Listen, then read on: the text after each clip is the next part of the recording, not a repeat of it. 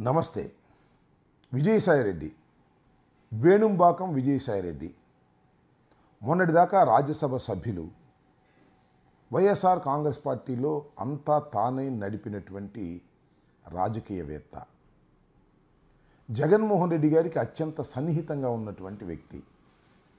ఇవాళ కంట్లో నలుసు, చెవులో జోరీగా, అప్పుడప్పుడు ట్వీట్ల ద్వారాను స్టేట్మెంట్స్ ద్వారాను వైఎస్ఆర్ కాంగ్రెస్ పార్టీని డ్యామేజ్ చేయాలని ప్రయత్నం చేస్తున్నటువంటి ఒకానొక మాజీ నాయకుడు.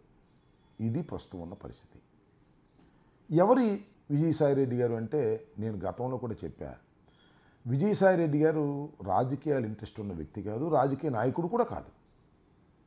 కేవలం వైఎస్ జగన్మోహన్ రెడ్డి గారు తాతగారు అయినటువంటి రాజారెడ్డి గారు చేస్తున్నటువంటి వ్యాపారాలకు చార్టర్డ్ అకౌంటెంట్, ఆ తరువాత రాజశేఖర రెడ్డి గారికి, ఆ తరువాత జగన్మోహన్ రెడ్డి గారికి కూడా చార్టర్డ్ అకౌంటెంట్గా పనిచేసి అత్యంత నమ్మకస్తుడనేటువంటి భావన కలిగించగలిగాడు.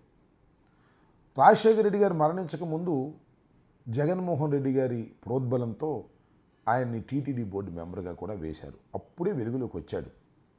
అప్పుడు దాకా కేవలం పర్సనల్గా రాజశేఖర రెడ్డి గారి కుటుంబానికి మాత్రమే తెలుసు. రాజశేఖర రెడ్డి గారు మరణించిన తర్వాత జరిగిన రాజకీయ పరిణామాల్లో జగన్మోహన్ రెడ్డి గారి మీద, రాజశేఖర రెడ్డి గారి మీద పెట్టిన కేసుల్లో ఇతను కూడా ప్రధాన ముద్దాయి అయ్యాడు. అప్పుడు మరింత వెలుగులోకి వచ్చాడు. సిబిఐ వారు అరెస్ట్ చేశారు. అరెస్ట్ చేసిన తర్వాత జగన్మోహన్ రెడ్డి గారు ఆయన్ని ప్రేమించడం మొదలెట్టాడు. చాలా ప్రేమాభిమానాలు చూపించారు. ఆయన కూడా అంతే విశ్వాసాన్ని కలిగించే విధంగా ప్రవర్తించారు.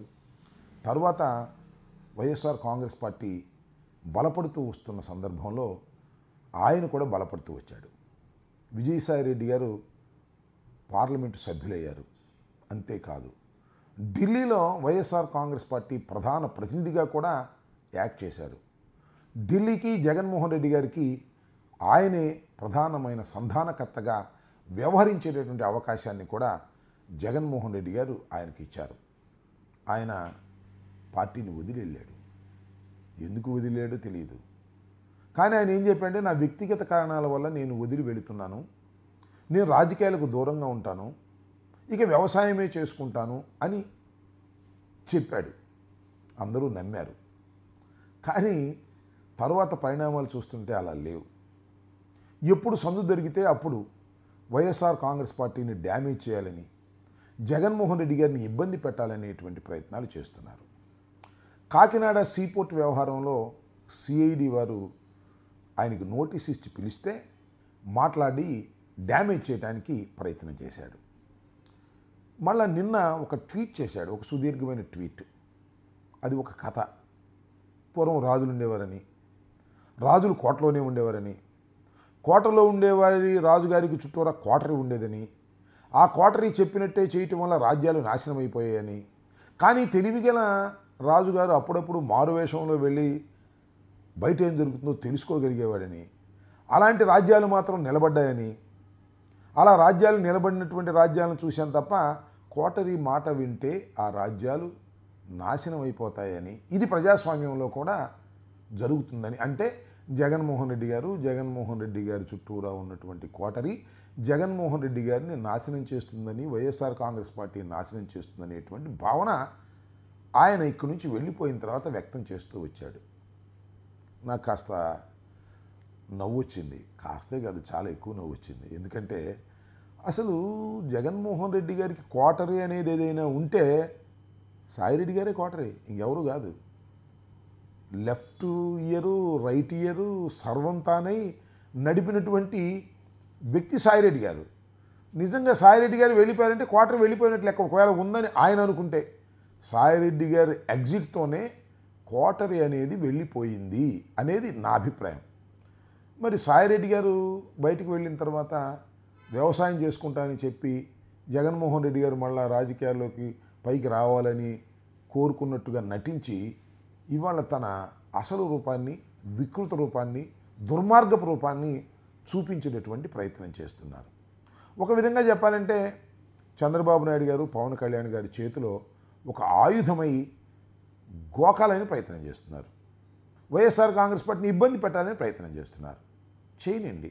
ఎందుకంటే రాజకీయాల్లో ఇలాంటివి చాలా చూస్తూ వచ్చాం.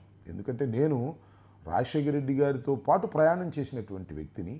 సాయిరెడ్డి గారిని అప్పుడు చూశాను, ఇప్పుడు చూశాను. అప్పుడు సాయిరెడ్డి గారు కేవలం ఒక చార్టర్డ్ అకౌంటెంట్గానే నాకు తెలుసు. జగన్మోహన్ రెడ్డి గారు రాజకీయాల్లోకి వచ్చి బలపడుతున్న కొద్దికి సాయిరెడ్డి గారు బలపడుతూ వచ్చారు. మరి సాయిరెడ్డి గారు నిష్క్రమిస్తే ఇక ఈ వైఎస్ఆర్ కాంగ్రెస్ పార్టీ నాశనం అయిపోవాలనేటువంటి దృక్పథంతో ఆయన ఆలోచన చేయటం అనేది చాలా ప్రమాదకరమైంది. అది ఆయన వ్యక్తిత్వాన్ని మనకు అద్దం పట్టి చూపిస్తుందని కూడా నేను మనవి చేస్తున్నాను. ఎందుకు మీ ముందుకు వచ్చి ఈ విషయాలు చెప్పాలనుకుంటున్నానంటే, సాయిరెడ్డి గారు ఈ ఒక ట్వీటే కాదు, ఇంకా సందు దొరికినప్పుడల్లా ట్వీటులు చేస్తాడు, మైక్ దొరికినప్పుడల్లా మాట్లాడి జగన్మోహన్ రెడ్డి గారిని, వైఎస్ఆర్ కాంగ్రెస్ పార్టీని ఇబ్బంది పెట్టేటటువంటి ప్రయత్నం చేస్తారు. ఒక్కటి మీరు అందరూ గుర్తుపెట్టుకోవాలి, హూ ఈ సాయిరెడ్డి? సాయిరెడ్డి గారి కెపాసిటీ ఏంటి? సాయిరెడ్డి గారు ఎంతమందిని ప్రభావితం చేయగలరు? సాయిరెడ్డి గారి రాజకీయ చరిత్ర ఏంటి? సాయిరెడ్డి గారి రాజకీయ చరిత్ర జగన్మోహన్ రెడ్డి గారి దయాదాక్షిణ్యాల వల్ల వచ్చింది. ఆ వెలుగు నుంచి ఇంకా ఆయన పూర్తిగా పోలేదు కాబట్టి అప్పుడప్పుడు కొద్దిగా ఇబ్బంది పెట్టేటటువంటి కార్యక్రమాలు పవన్ కళ్యాణ్ గారు, చంద్రబాబు నాయుడు గారు చెప్పినట్టుగా చేస్తారు. దాని గురించి పెద్దగా మీరు పట్టించుకోవాల్సినటువంటి అవసరం లేదని, విజయసాయిరెడ్డి గారు ఈ ట్వీటు లేదా ఇంకో ట్వీటు చేసిన తర్వాత వైఎస్ఆర్ కాంగ్రెస్ పార్టీ ఆయన్ని ఇగ్నోర్ చేస్తూ వెళ్ళాలనేది నా అభిప్రాయం. ఆ అభిప్రాయాన్ని వ్యక్తం చేయడం కోసమే నేను మీ ముందుకు వచ్చానని ఈ సందర్భంగా తెలియపరుస్తూ ఉన్నాను. ధన్యవాదాలు. విజయసాయిరెడ్డి, వేణుంబాకం విజయసాయిరెడ్డి మొన్నటిదాకా రాజ్యసభ సభ్యులు, వైఎస్ఆర్ కాంగ్రెస్ పార్టీలో అంతా తానే నడిపినటువంటి రాజకీయవేత్త, జగన్మోహన్ రెడ్డి గారికి అత్యంత సన్నిహితంగా ఉన్నటువంటి వ్యక్తి. ఇవాళ కంట్లో నలుసు, చెవులో జోరీగా, అప్పుడప్పుడు ట్వీట్ల ద్వారాను స్టేట్మెంట్స్ ద్వారాను వైఎస్ఆర్ కాంగ్రెస్ పార్టీని డ్యామేజ్ చేయాలని ప్రయత్నం చేస్తున్నటువంటి ఒకానొక మాజీ నాయకుడు. ఇది ప్రస్తుతం ఉన్న పరిస్థితి. ఎవరి విజయసాయిరెడ్డి గారు అంటే, నేను గతంలో కూడా చెప్పా, విజయసాయిరెడ్డి గారు రాజకీయాలు ఇంట్రెస్ట్ ఉన్న వ్యక్తి కాదు, రాజకీయ నాయకుడు కూడా కాదు. కేవలం వైఎస్ జగన్మోహన్ రెడ్డి గారు తాతగారు అయినటువంటి రాజారెడ్డి గారు చేస్తున్నటువంటి వ్యాపారాలకు చార్టర్డ్ అకౌంటెంట్. ఆ తరువాత రాజశేఖర రెడ్డి గారికి, ఆ తరువాత జగన్మోహన్ రెడ్డి గారికి కూడా చార్టర్డ్ అకౌంటెంట్గా పనిచేసి అత్యంత నమ్మకస్తుడనేటువంటి భావన కలిగించగలిగాడు.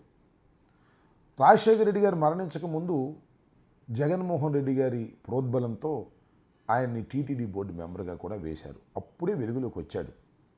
అప్పుడు దాకా కేవలం పర్సనల్గా రాజశేఖర రెడ్డి గారి కుటుంబానికి మాత్రమే తెలుసు.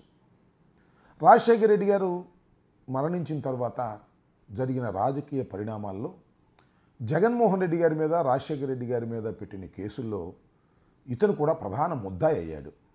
అప్పుడు మరింత వెలుగులోకి వచ్చాడు. సిబిఐ వారు అరెస్ట్ చేశారు. అరెస్ట్ చేసిన తర్వాత జగన్మోహన్ రెడ్డి గారు ఆయన్ని ప్రేమించడం మొదలెట్టాడు. చాలా ప్రేమాభిమానాలు చూపించారు. ఆయన కూడా అంతే విశ్వాసాన్ని కలిగించే విధంగా ప్రవర్తించారు. తరువాత వైఎస్ఆర్ కాంగ్రెస్ పార్టీ బలపడుతూ వస్తున్న సందర్భంలో ఆయన కూడా బలపడుతూ వచ్చాడు. విజయసాయిరెడ్డి గారు పార్లమెంటు సభ్యులయ్యారు. అంతేకాదు, ఢిల్లీలో వైఎస్ఆర్ కాంగ్రెస్ పార్టీ ప్రధాన ప్రతినిధిగా కూడా యాక్ట్ చేశారు.